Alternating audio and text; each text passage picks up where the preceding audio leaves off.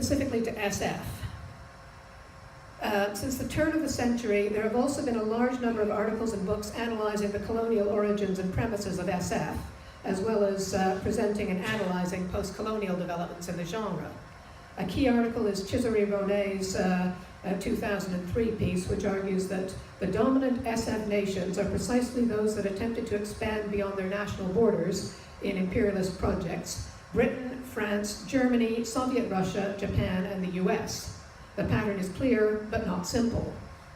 Chisary Ronay argues that beyond this correlation, SF has been driven by a desire for the imaginary transformation of imperialism into empire, viewed primarily not in terms of its political and economic contests among cartels and people, but as a technological regime that affects and ensures the global control system of denationalized communication. The technological development was not only a precondition for the physical expansion of the imperialist countries, but also an imminent driving force, and that even the classical genres to which SF is often traced, the pastoral, the romance, and the utopian cityscape, originates in the imperial imagination, specifically from Alexandria, Byzantium, and Rome, as do their shadow genres, the slave's narrative, the journey through hell, and the dark city, or the dystopia in modern parlance. Reader, similarly, in Postcolonialism and the Emergence of Science Fiction, notes that SF not only emerged in a colonial context, but also that it often draws on those sciences clearly linked with the colonialist effort, such as evolutionary biology and anthropology. He also suggests that SF was a logical development of Victorian adventure fiction. Having nowhere else on the globe to explore, fictional heroes must necessarily explore somewhere off the globe. Now, the picture I'm using here, I want to talk a little bit about too, because this is from a very famous series of cigarette cards called En l'an 2000 in the year 2000, which was developed around 1900 by a Parisian artist kind of imagining life in the year 2000. And Asimov wrote a rather good book about it, which I happen to have. You know, sometimes he gets it, mostly he gets it wrong in the actual presentation, as here, where we can see kind of what he thinks an airport is going to look like. Whoops, sorry. But sort of better in kind of the general concept, because he did anticipate that in the future we will be traveling a lot by air. But the reason I mention it here is because the one card I wanted to use in this lecture is one that I could find nowhere online. All the others seem to be reproduced online, this one not. And when I tell you what it is, you'll see why. It's a picture of a colonial explorer in a pith helmet, flying over an appallingly stereotypical African village, while equally appallingly stereotypical African natives run in terror from the sight of his flying machine. And Asimov, you know, in his commentary basically calls this out, you know, for obvious reasons. But you can see why, first of all, it's disturbing to a modern audience, but secondly, that in the context of SF and technology being tied up with colonialism, that somebody being asked to envision life 100 years hence, you know, would immediately tie it in with an explicitly colonial set of imagery. It should also be emphasized that originating in a colonial context, indeed being colonial, does not mean that SF is accepting or uncritical of colonialism. Reader observes that while SF sometimes repeats and reiterates colonial tropes and underpinnings, it just as often engages in satirical reversals and critiques, as in Wells's The War of the Worlds, a novel which is the origin point of Doctor Who's own subgenre of alien invasion stories.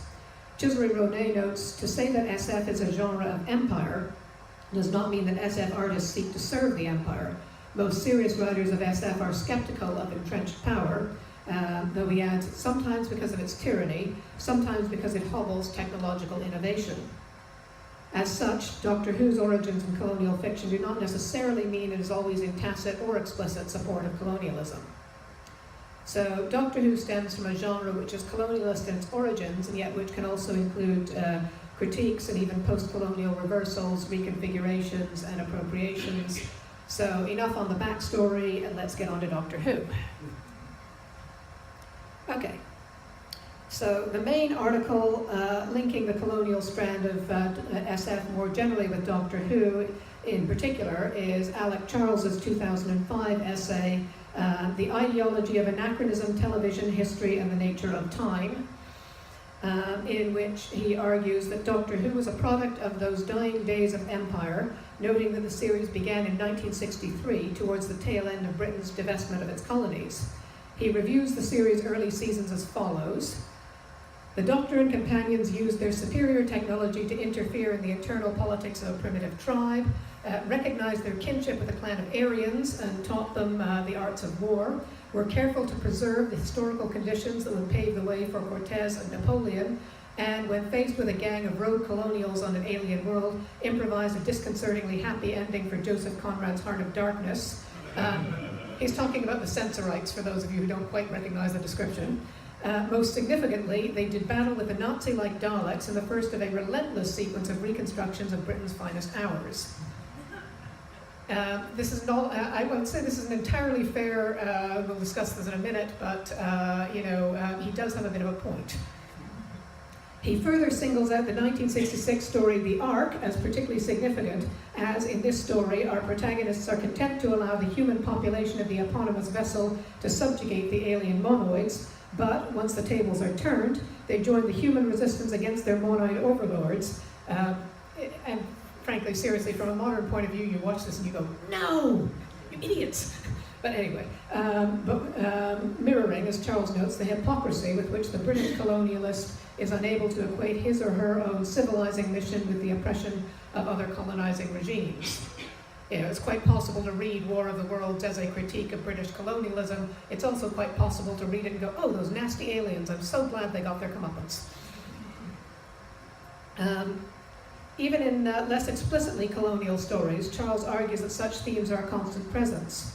The portrayal of imperial characters such as the Victorian Redvers Fen Cooper in Ghostlight as nice but dim, the stiff upper-lipped military cliches of the unit soldiers who appeared as recurring characters throughout the Pertwee era, is a form of self-deprecation which belies a taking of the moral high ground over the current dominant powers. There is also a kind of parochialism in the way in which aliens seldom visit other countries than Britain, and when they do, seldom want to invade. There are arguable exceptions post-dating Charles's article, but it's worth noting that stories such as Daleks in Manhattan and The Impossible Astronauts simply expand the boundaries of the English-speaking world to include the USA, and the displays of a global threat in stories such as The Christmas Invasion rely on a series of cliched images of national monuments to indicate a worldwide invasion, and our narrative focus continues to be on the UK and usually London. So, yes, Cybermen on the Taj Mahal, Cybermen at the Eiffel Tower, Cybermen standing by the pyramids, London, London, London, London, London. Well, it's Newport actually, but, that's another colonial discourse. Finally, Charles also critiques the representation of the Doctor himself, noting that his costumes recall the height of empire, cricket whites, frock coats, dinner jackets, and that he represents the ideal of colonial liberalism, an objective, asexual savior-explorer, a scientist whose only greed is for knowledge, a man who's out neither for himself nor for a bit of the other, which Charles capitalizes to make the pun obvious, a post-gendered, gormless wonder, an upper middle class eccentric licensed by the establishment, a revolutionary who can't change history. The Doctor's apparent rebelliousness against his own people's non-intervention doctrine in fact allows him to reinstate the imperial agenda and undermines his own liberal humanism. And this combination of conservatism and anarchism highlights the contradictions within colonialism, whereby exploitation, oppression, and benevolent intervention all figure. Even the character's general denial of sexuality, Charles argues, stems from a colonial tradition of sexual neurosis, of regarding female sexuality like that of the colonized as something other, to be contained lest it become wild and uncontrollable, and also a kind of freezing of the character in childhood, arresting him within the period of empire and not allowing him to progress and grow up.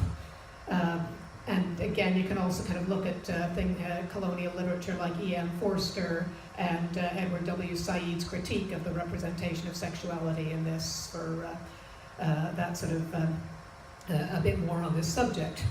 The extent to which any of this will change significantly through the casting of Jodie Whittaker as the 13th Doctor is yet to be determined.